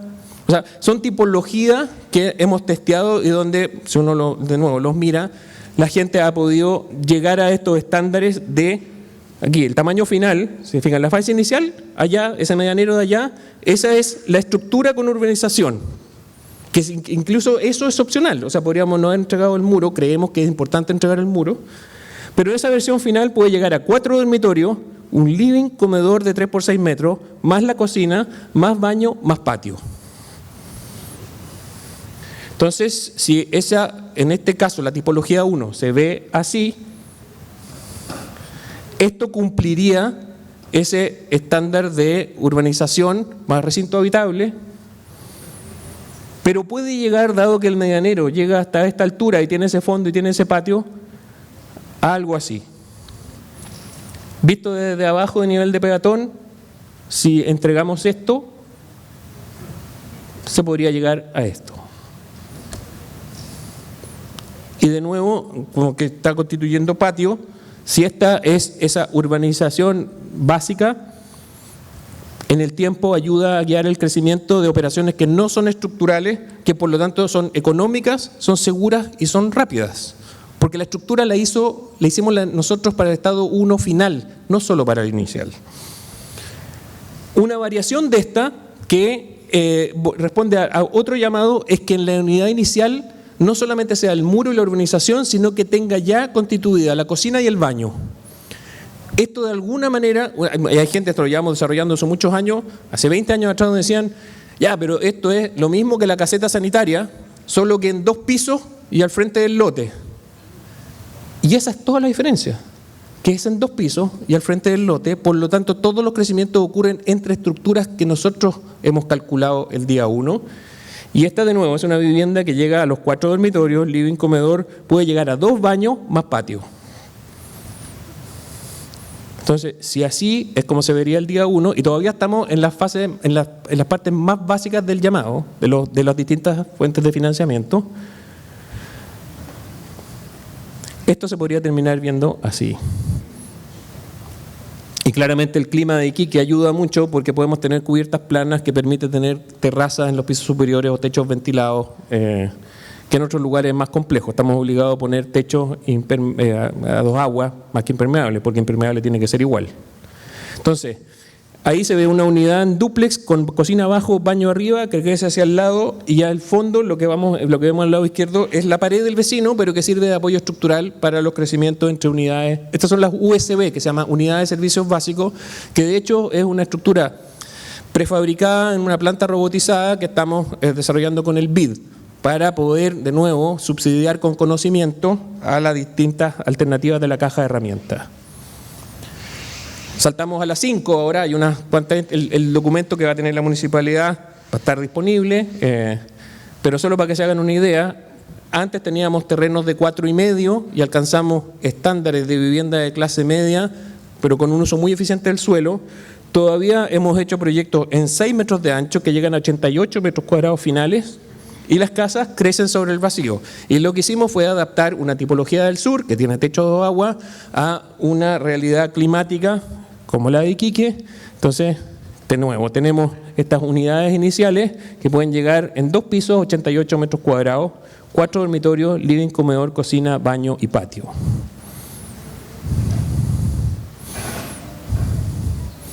Aquí, la unidad inicial y entrega el baño, la cocina y 2 dormitorios. Por lo tanto, el punto de partida está más arriba, pero también te pone menos presión a tener que crecer rápido, porque en 2 dormitorios más living, comedor, cocina y baño uno ya puede vivir. Cuando la presión por suelo es demasiado alta, entonces, o lo que se hizo acá en Quinta Monroy o el proyecto de Monterrey que vino posteriormente, la idea es tener 2 propiedades superpuestas, una casa abajo con un departamento dúplex encima, con la condición que el departamento que está arriba nunca esté más allá del 2º piso, tal que la escalera de acceso es siempre individual. Cuando hay escaleras compartidas, como en los bloques, entonces la cosa empieza a ser más complicada. Aquí cada uno es responsable de su escalera y podemos alcanzar densidades bastante altas sin hacinamiento, donde el umbral de crecimiento final de nuevo está en torno a los 80 metros cuadrados.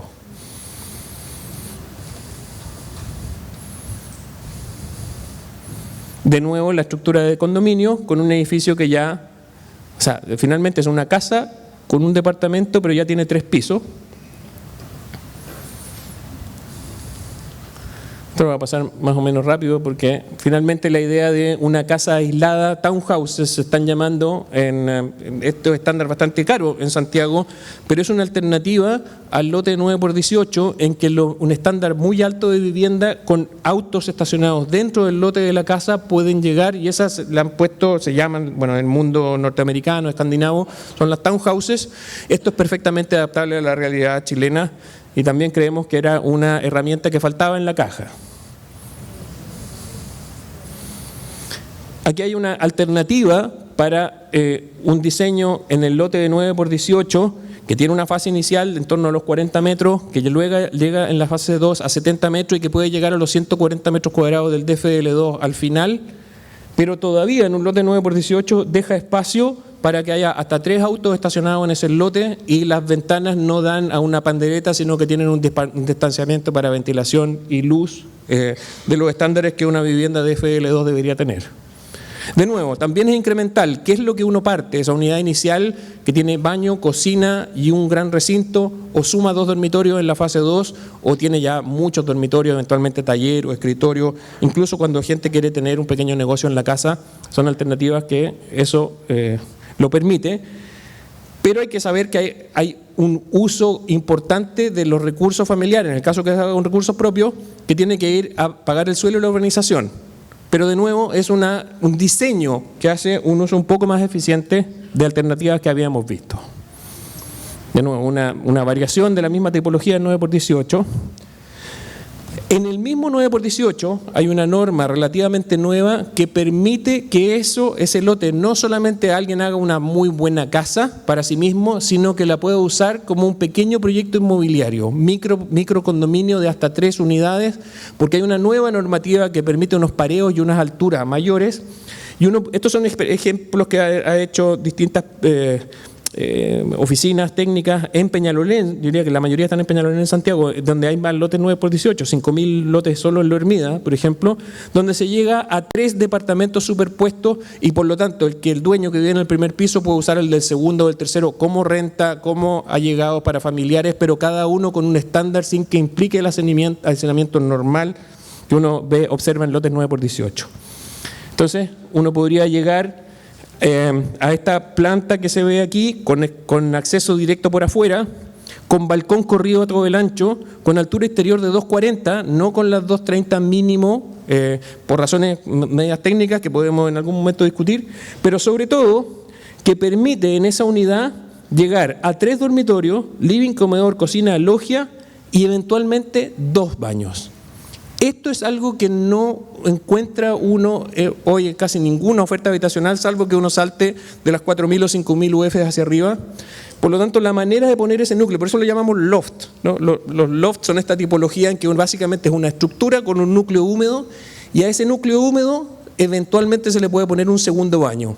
Y esto creemos que cambia radicalmente la calidad de vida de una familia, donde el cuello de botella, finalmente la convivencia diaria, es el baño. Un segundo baño es estándar de clase media que puede ser agregado usando las mismas descargas en estas unidades de 3 en altura del microcondominio. Y de nuevo, caben los autos adentro del lote y puede tener este acceso independiente por fuera, en el caso que sea para una pequeña renta o como ingreso. Seguimos escalando en necesidad de, a veces con más presión de lote, un proyecto que está en construcción en este momento en Lo Hermida, en Santiago. Lo Hermida es donde está la Viña Cousiño, en Peñalolén, tiene estación de metro, está al lado de la autopista. Hacia la derecha no se alcanza a ver, pero hay un paño verde ahí. Las viviendas que se están haciendo ahí son entre 10.000 y 14.000 UF. Y claro, poner vivienda social aquí es complejo porque hay una presión por el valor del suelo, pero en la medida que nosotros desarrollamos esta tipología que se ve allá, que tiene una casa de 2 pisos abajo y luego una casa de 3 pisos arriba, con un corredor en el tercer piso, por lo tanto, de nuevo, no hay escaleras compartidas como en los blocks, podemos alcanzar densidades suficientemente altas que permitieron pagar este desarrollo para 1.000 familias en un lugar que tiene muy buena ubicación. Esas son algunas imágenes del interior, tanto de la casa de dúplex con patio o del triplex que está encima. Por lo tanto, ya estamos hablando de una tipología que tiene 5 pisos. Sin embargo, solo 2 propiedades sobrepuestas. Un caso muy particular de la ley de copropiedad horizontal. Luego, la casa de abajo con patio, el departamento de arriba con terraza. Y por último saltamos al loft de 8 pisos, donde la misma estructura del microcondominio, para tener ascensor, e incluso esto da para DS19, subsidio integrado de vivienda, que es el drama en Chile, ¿no? No son solo los vulnerables, sino que toda esa gente que es demasiado rica para el Estado y demasiado pobre para los bancos.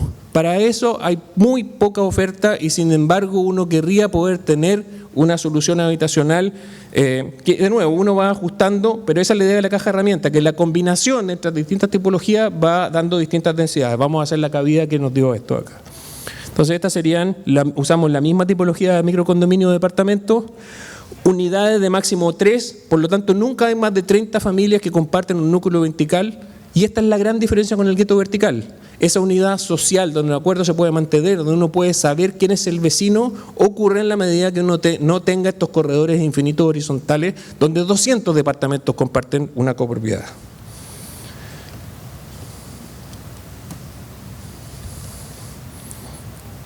Entonces, esta es algunos ejemplos de esa caja de herramientas. Queda poco, paciencia. Y son del tipo de cosas que también nosotros es importante ver que finalmente esto es un problema de diseño, no es un problema ideológico, no es un problema filosófico, es un problema bastante concreto de alternativas que se nos habían presentado para el 9x18, que nos preocuparon a nosotros, porque cuando uno la mira, ¿qué ofrece esto? Primera etapa en 37 metros, después llega a 70, después llegar a 140, y cuando uno lo mira, sí, uno puede tener un ojo más exigente o menos exigente, pero no está tan mal. A menos que uno le empieza a poner y a preguntar cuestiones como, por ejemplo, que la etapa 1, no sé si se fijan acá, esta es la etapa 1, la cocina está acá. Por lo tanto, en la etapa 1 no había cocina. Y esa es una cuestión que en verdad uno no... o sea, si vamos a hacer una etapa 1, que sea una etapa 1 de verdad. La cocina, por lo tanto, tendría que estar adelante, cerca de la entrada de la casa. O sea, habría que haberla dibujado así o sincerar que no tiene cocina. Pero, por ejemplo, si vuelvo atrás, si se fijan en el living comedor, que cuando uno lo mira ahí no se ve tan mal, cuando uno dibuja la pandereta o el medianero, a eso está mirando ese living comedor. Entonces, como está flotando en el lote, con unos corredorcitos de 1,2 metros a cada lado, es mejor ponerse a un lado y dejar 3 metros a un lado que caben los autos, y las ventilaciones, la iluminación natural de los dormitorios o de los recintos públicos es más sana. O sea, al final no es un problema como de la estética, sino de cómo uno pone estratégicamente esa unidad en el lote. Con todo esto, y es una de las alternativas que se estaba barajando de cómo seguir, hay un piloto en Alto de Playa Blanca que encontramos, venía con este loteo, y para no demorar, en vez de ponerle esta condición de diseño que nosotros tenemos, que es la del espacio colectivo entre lo público y privado, dijimos, bueno, hagamos el ejercicio así como está la urbanización. Lo perfecto enemigo de lo bueno, veamos qué es lo que pasa. Y había entonces una propuesta para 116 unidades de vivienda, de los cuales 76 eran lotes 9x18 y 40 estaban en 2 edificios de departamentos en la esquina superior. Entonces, lo que hicimos fue una contrapropuesta en que, ocupando el máximo de esa urbanización, que puede ser destinada a copropiedad, tanto de microcondominios como de unidades de autoconstrucción, además de dejar intactos los 76 lotes de 9x18, podemos pasar de 116 a 140 unidades de vivienda, y eso, por ejemplo, es algo que ya uno podría testear con vivienda industrializada y con autoconstrucción, aceptando las reglas del juego que estaban ahí. Hay un 20% más de cabida que uno podría lograr si mezcla eficientemente las herramientas de la caja. Y si esto sería como se vería al principio, ahí Alto de Playa Blanca, así se podría terminar viendo, que tiene viviendas de autoconstrucción acá, si se fijan ahí a la izquierda, el microcondominio.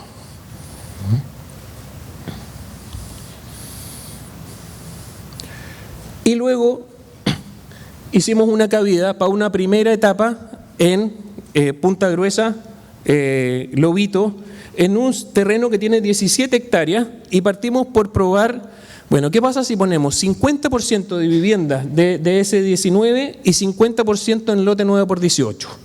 Y la cabida que nos da es de 580 unidades, y que todas cumplen con plano regulador, y tienen la estructura de espacio colectivo entre lo público y privado, pero esa en una distribución de un tipo de financiamiento.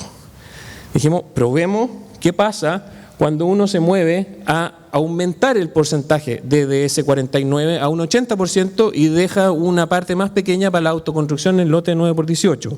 Claramente mejora, nos vamos a 830 familias que cabrían en el mismo paño, que podría ser lo que uno consideraría una primera etapa de esa extensión sur. Pero hicimos un último ejercicio, ¿y qué pasaría si uno toma mayor variedad y mayor diversidad de tipologías, donde mezcla desde los que tienen los distintos lofts con distintas alturas, más microcondominios, y en esta nos dan 1060 unidades de vivienda? Si nosotros aplicáramos los lotes 9x18, el microcondominio, estaríamos hablando del orden de 1200 familias. 1200 familias, y no a punta de hacer cundidora la entrada de casa, sino que todavía teniendo un espacio superior para equipamiento, que lo vamos a ver ahora, un espacio inferior para comercio, plaza, los espacios colectivos de microcondominio, comercio asociado a las placas de las casas. Por lo tanto, con estos números, uno podría suponer que ha multiplicado por 2 o 2,5 una eficiencia convencional de una cabida con una caja de herramientas más restringida.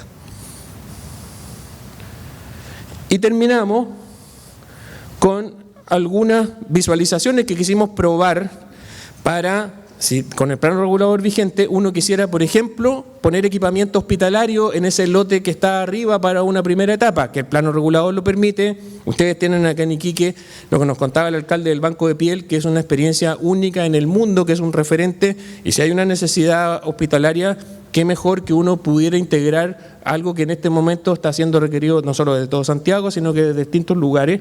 Entonces dijimos, probemos con un hospital. De hecho, Sergio, el director de obras, nos decía, bueno, a ver, pero testeemos solo para tener una noción, que un hospital, ¿cómo sería? El problema de un hospital tiene 2 o 3 problemas, sin que nosotros seamos expertos en hospitales, pero en general tiene el problema del crecimiento. Siempre un hospital, ustedes casi piensan en cualquiera que le tengan en la memoria, tiene que ir agregando pabellones y hay un riesgo grande de crecimiento inorgánico en el tiempo. ¿Puede uno desarrollar una estructura que cada vez que le agrega algo es como si siempre uno lo hubiera querido? Entonces, hay un hospital que tiene una placa común por donde circula toda la logística del hospital, pacientes, doctores, servicios hospitalarios, pero emergen hacia arriba estas unidades que uno podría partir con 2 al principio, pero puede ir agregando en esta placa varios. Segundo problema del hospital es que la naturaleza de cuando uno va en una condición entre vulnerable, frágil, adolorido, hay una cierta privacidad, una intimidad que uno quiere tener. No quiere estar en un box y los que estén mirando de la consulta al frente. Por lo tanto, hay una distancia que en principio hace más ineficiente porque podría alejar mucho los pabellones. Pero si uno en planta los desplaza para adelante y para atrás, los tiene a la misma distancia en planta para ser atendidos desde una placa técnica por abajo. Sin embargo, quedan más distanciados los unos de los otros. Y de esta combinación de factores, que además puede permitir unos patios con el paisajismo adecuado a la zona, podría ser que el hospital, podrían ser incluso esos 2 módulos al principio y después va agregando más módulos, se podría ver como algo así. Con una placa comercial, porque en general una parte son los pacientes y lo otro son todos los servicios que aparecen, las cafeterías cuando hay que quedarse el resto del día, ¿dónde uno pasa a esos lugares? ¿Qué tiene que tener un bulevar, por ejemplo, en la base del hospital, tal que termina siendo una oferta de equipamiento público?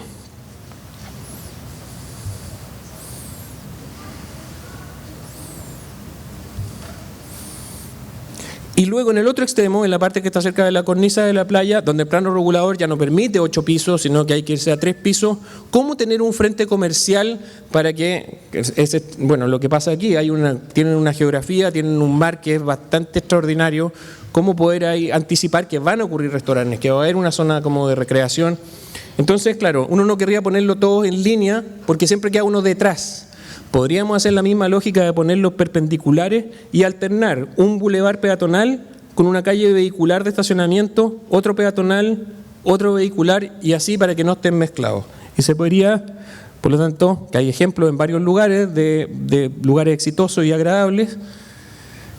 Esto podría ser, toda esta parte llega en 3 pisos al borde, justo ahí está el desnivel y tiene este paseo con bulevares peatonales alternados con espacios para los vehículos.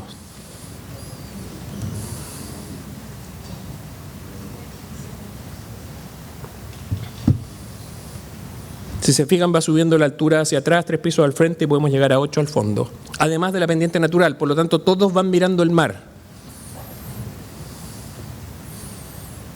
O al menos hay una sensación de que uno el mar no lo tiene bloqueado por los que quedaron en primera fila. Y la misma vista desde el otro lado, desde la carretera hacia abajo, de nuevo con estos volúmenes que dejan pasar la vista hacia el horizonte.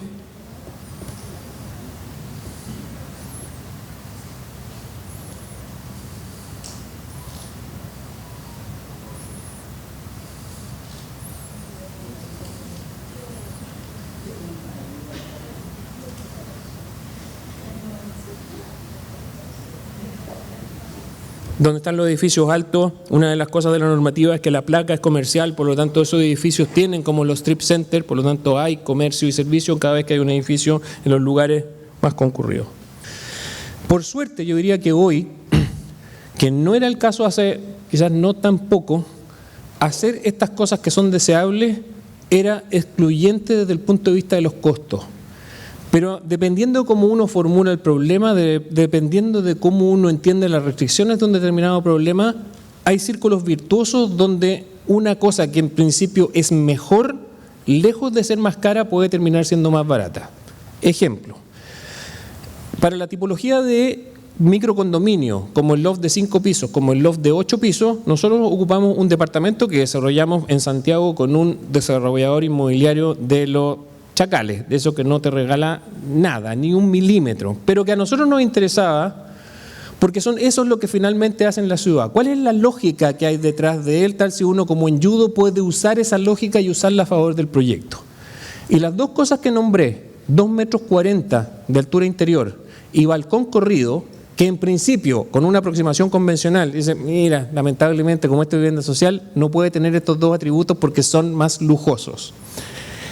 En la conversación con esta constructora, con inmobiliaria, que lo único que busca es eficiencia y finalmente profit, margen económico, dijo, 240, a mí, si viene un poco más de hormigón en los muros y en la estructura, me permite no cortar las planchas que vienen en 240. El tiempo que yo ahorro en no tener cortes es finalmente como a mí me termina conviniendo como constructora. Por lo tanto, hacerlo más alto en vez de hacerlo más caro, a ellos lo hacía entrar en costo. Balcón corrido afuera, les ahorra los andamios.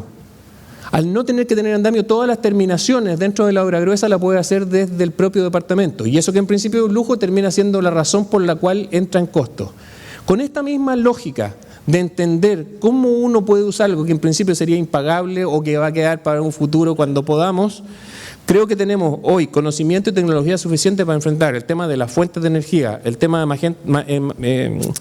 manejo de residuos, el tema del uso eficiente del agua, mezclado con sentido común. Si nosotros seguimos queriendo ponerle pasto o paisajismo, yo no siquiera estoy hablando de Iquique, si seguimos creyendo que hay que ponerle pasto a las plazas, bueno, con la crisis hídrica que tenemos no vamos a llegar nunca. Pero hay otras especies y hay un cambio de paradigma que yo creo que es una mutación cultural, si se quiere. El rol del ciudadano, entre otras cosas, es saber exigir, no hacer tonteras. Creo que es saber siquiera tener claro en el mapa mental que uno puede interrogar a una autoridad y le dice, ¿y qué está haciendo con la fuente de energía? En vez de que uno presuponga, sí, energía es un cable que llega y no sé cómo se produce. Yo creo que hay un nivel de conciencia ciudadana en una sociedad como la chilena que ha discutido en los últimos años una cuestión de conciencia que la puede llevar a que la ciudad refleje esa exigencia de un estándar de calidad para un conjunto de cosas. Movilidad de transporte. A esta distancia, claramente uno tendría que poder hacer un sistema de transporte público. El auto va a existir igual y tenemos que poder estacionarlo. Pero la prioridad de una autoridad podría estar en el transporte público. Todo eso está simplemente nombrado. Nosotros tenemos información por otros proyectos que estamos haciendo, pero corríamos el riesgo de que si lo poníamos todo como condición para este pedazo de ciudad no termináramos nunca. Entonces, en la medida que están nombrados, creo que ahora las distintas reparticiones públicas, que están todas, diría yo, hay un espíritu de querer hacer lo mejor posible. Pero hay una exigencia ciudadana organizada que tendría que poder pedirle cuentas a que eso que se está optando en manejo de residuos, en paisajismo, en movilidad, en energía o incluso en cómo voy a tratar el tema de la seguridad, que no sea a punta de represión, probablemente hay otras condiciones de hacerlo, que eso es, por eso que quería mostrar el ejemplo de Constitución. Finalmente, hay de esos cabildos, de esos foros, sale un estándar mínimo que si se acuerda, cuando la autoridad cambie, esa sociedad civil organizada va a ser la que al próximo digan, ya, entonces ahora yo quiero hacer esto. No, si nosotros ya acordamos una cosa. Esta es la carta de navegación. Y creo que eso es una clave para entender la participación como un garante o un resguardo de aquella visión que se tuvo y que por la naturaleza de las ciudades tiene esta complejidad. Ni siquiera es de mala onda o mala voluntad. Es que los tiempos políticos son más cortos que los de la ciudad y hay que generar el instrumento que nos permita darle continuidad a esas ideas. De lo contrario nos vamos a quedar en puras decisiones que son de demasiado corto plazo y la ciudad tiene que pensarse a unos plazos mucho superiores. No sé si en algo contesta la pregunta.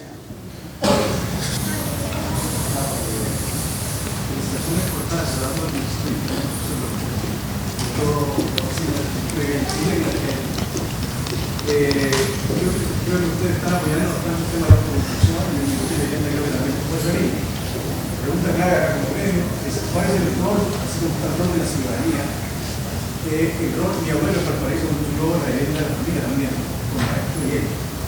¿Cuál es el rol del arquitecto en toda esta imagen que estamos estudiando hoy en día? ¿Cuál es el rol si hay imagen que ya está deformada? ¿Cómo vamos a recuperar ahí? Aparte de la asistencia técnica existiendo. Existe un tema de confort térmico, de pertinencia, cosas que no están solucionadas. Esto, del 1 a 1, no me acuerdo. ¿Cuál es el rol del arquitecto de vista de vuestra experiencia? Eso creo que es como tanto para los arquitectos como los que están formados. Y también para que la ciudadanía organizada sepa qué exigirle al arquitecto. O sea, que para tener claridad, y creo que no está de más que lo subrayemos una y otra vez, algo lo nombré. A nosotros nos entrenaron, yo supongo que somos más o menos misma generación, nos entrenaron en un conjunto de prácticas en que tú tenías que tener control total sobre lo que diseñabas. Y probablemente hay cientos de encargos, como los museos o el edificio, donde a mí se me pide que hasta el último tornillo yo haya podido definirlo, porque en eso en principio está basada la calidad del resultado final. Pero como decía en el proyecto de Qatar, esa es la lógica del edificio. En ciudad y en vivienda, la lógica es otra. Uno inicia procesos, pero tiene que, digamos, del punto es perder el control en la medida que uno deja de entrar esas fuerzas grandes, y no solo por buena onda, es que está en la magnitud, y por lo demás, como el tsunami es inevitable, va a ocurrir que va a haber autoconstrucción, es un hecho que va a ocurrir. Por lo tanto, es mejor anticipar que eso es un hecho, y uno, en vez de sustituirla o reprimirla o controlarla, que uno la canalice. El sombrero que como diseñadores nos tenemos que poner, y yo diría que eso es la definición de una política pública, es hacer todo aquello que una familia no puede hacer bien por cuenta propia. Y nosotros hace tiempo, en la noción de incrementalidad, que es el paraguas que le ponemos a la autoconstrucción, identificamos 5 condiciones de diseño que una familia difícilmente va a poder hacer bien por cuenta propia. Número 1, la localización.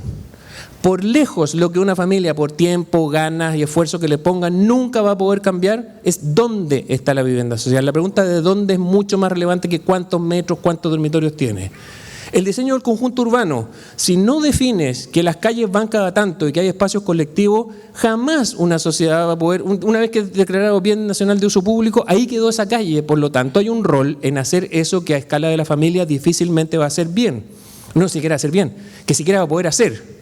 3, estructura para el estado final, no para el estado inicial. Si nosotros estamos queriendo hacer casas que lleguen a tener 80 metros cuadrados, pero las platas públicas en Chile, en el mejor de los casos, nos permiten hacer 40, bueno, la estructura tiene que ser para los 80 finales, porque esos 80 finales van a tener que ser antifuego, antisísmico, resistente para que el vecino se pueda apoyar y no sea un conflicto entre vecinos. La estructura para el estado final es más cara que hacerla solo para 40 metros. Entonces la pregunta en un proceso de participación es ¿qué dejamos de hacer para pagar una estructura que es más cara, porque tiene más material y tiene más altura? En general las terminaciones, la pintura, los pavimentos es algo que a una familia le sale relativamente fácil hacer. Por lo tanto, nuestro rol ahí es ir a identificar esas cosas que no se hacen bien por cuenta propia. 4, ADN de clase media. Con esto nosotros queremos decir, si uno estudia los proyectos normales de vivienda social, por ahorrar, el baño tiende a estar al lado de la puerta de la casa. Pero ni una familia de clase media quiere ir al baño al lado del living, a la puerta de la casa. Quiere que el baño esté donde están los dormitorios, porque si hay un niño enfermo, quiere que no pase por el living, que esté cerca, incluso porque es una situación más íntima, más privada. Pero el baño puesto donde están los dormitorios en el segundo piso es más redes, es más caro. ¿Qué dejamos de hacer para pagar un baño que esté donde la clase media lo habría puesto? Entonces, de nuevo, el proceso de priorización es fundamental para en los procesos de participación. Y 5, ¿qué son las cosas difíciles de una casa? La cocina, el baño, el muro medianero, la escalera. En general, cerrar recintos, sobre todo si no hay operaciones estructurales, más que poner una viga. Y por eso que el tamaño del vacío importa. Esto que dije, va a importar mucho lo que no construyamos. Lo que es muy fundamental es qué tamaño tiene el espacio entre esas unidades de servicios básicos, porque 3 metros es como venden un palo de madera en Chile. Haces una viga y no hay despunte. Un perfil de acero venden 6 metros, lo cortas de la mitad y no hay pérdida. El panel de la mediagua lo pones y cierras rápido el recinto. La precisión de eso, uno podría decir, mira, por buena onda lo voy a hacer un poquito más grande, 320 o 330. Hay que unir materiales, se hace técnicamente complejo. Para ahorrar materiales y suelo lo hago un poco más corto, 280. En 280 no cabe una cama matrimonial en un dormitorio. Entonces, es una medida, son 20 centímetros, pero yo creo que alguien decía, ¿pero qué tanto 20 centímetros? Yo creo que nuestro rol como arquitectos es saber que esos 20 centímetros hacen una diferencia gigantesca. Y es una cuestión técnica súper precisa, pero tiene consecuencias sobre la vida misma. Y yo creo que en la medida que uno logre ponerse en la cancha, si esto supongo que igual que un partido, cuando uno está jugando en defensa, no está haciendo goles, está haciendo otra cosa. Yo diría que algo de ese rol tiene el que uno sepa ubicarse donde corresponde y que no es menor el conocimiento que uno tiene para poder coordinar esas fuerzas que son mucho más grandes que uno, que son las de los ingenios, necesidades y ganas de las propias familias.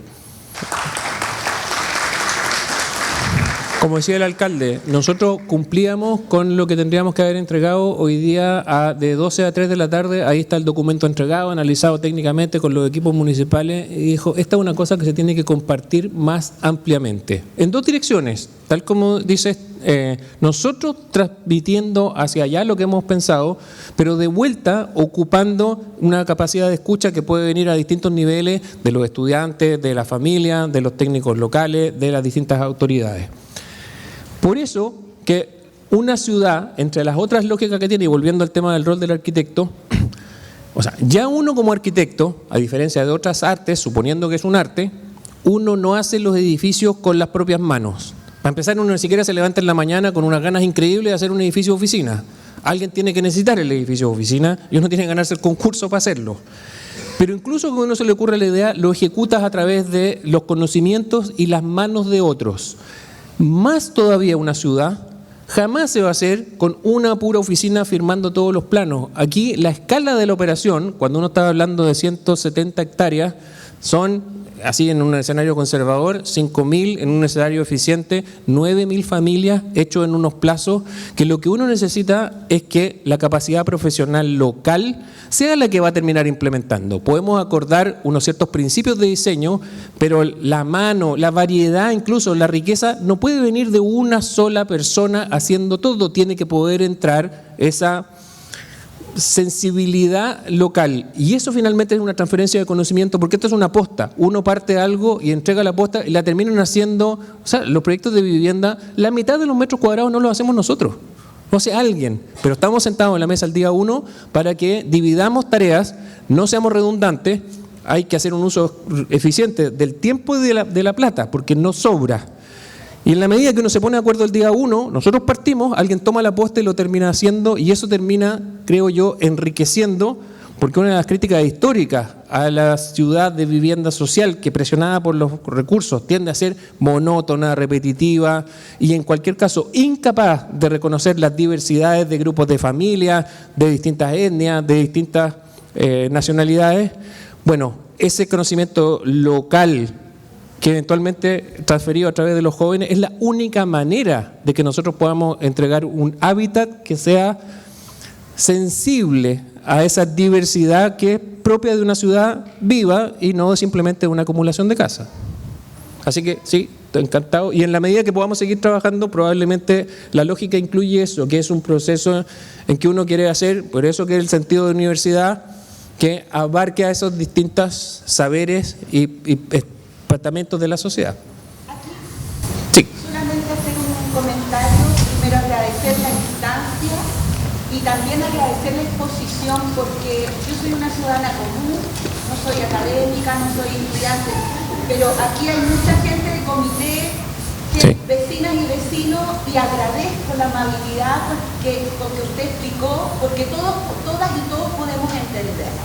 Así que eso por un lado. Y por otro lado, la exposición lo que me deja a mí es que el conocimiento en conjunto con la autoridad, trabajando con los vecinos y vecinas, no solo se puede conseguir una vivienda digna, es lo que me deja su exposición, sino que vivir dignamente. Así que se lo agradezco.